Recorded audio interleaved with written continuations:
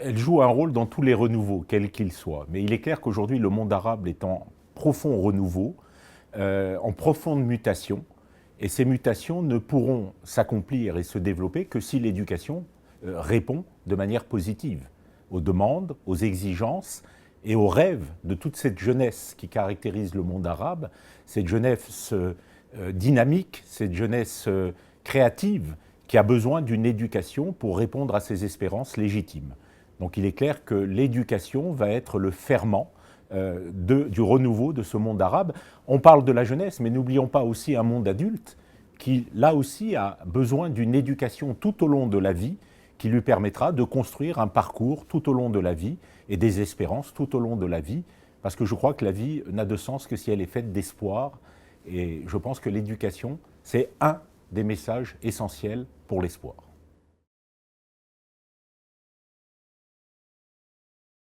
Il est clair qu'aujourd'hui, le monde de l'éducation, et tout particulièrement le monde de l'enseignement supérieur, est un monde globalisé. Je crois qu'on ne peut plus concevoir l'éducation, et tout particulièrement l'enseignement supérieur, dans une dimension ou dans un contexte uniquement national. La force du monde arabe, c'est l'espace. La force du monde arabe, c'est la pluralité.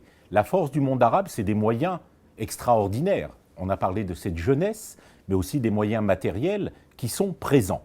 Et donc je crois que le monde arabe peut être justement un laboratoire fondamental pour l'humanité, montrant que le rêve est possible et que l'éducation et l'enseignement supérieur peuvent répondre justement à ces exigences, permettant de développer le monde arabe dans toutes les dimensions du développement, culturel, économique, sociologique, bien entendu. Donc je crois que c'est là que le monde arabe a un message fort à porter, non seulement à l'intérieur de son espace, mais à l'extérieur, montrer que par une éducation innovante, utilisant bien sûr les nouvelles technologies, les réseaux, développant la mobilité, moi je prône un espace arabe de l'enseignement supérieur et de la recherche, qui ne serait pas une copie conforme du modèle européen, mais qui serait un modèle arabe qui permettrait de fertiliser et d'irriguer le monde de l'enseignement supérieur et de la recherche.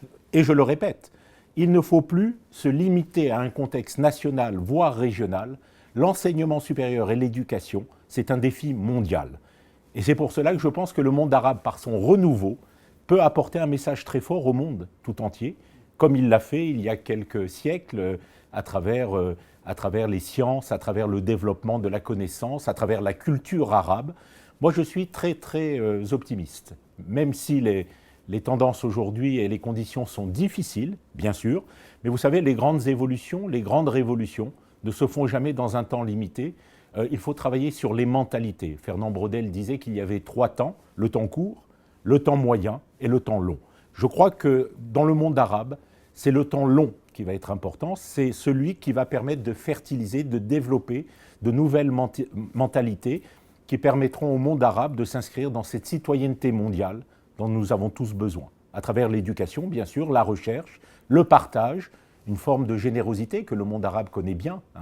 S'il est un monde généreux, c'est bien le monde arabe, où l'accueil se fait, où le sens de l'autre est permanent. Donc voilà, moi je pense que le monde arabe ne doit pas copier les autres modèles, mais créer son propre modèle éducatif qui réponde à ses propres besoins, bien sûr en retenant tout ce qu'il y a de positif dans les autres modèles. J'ai parlé du modèle européen, le modèle nord-américain aussi, peut-être un bon modèle, mais je crois que le défi du monde arabe, c'est de créer son propre modèle qui s'inscrira dans une dimension mondiale et permettra, je le répète, d'irriguer les champs de l'éducation.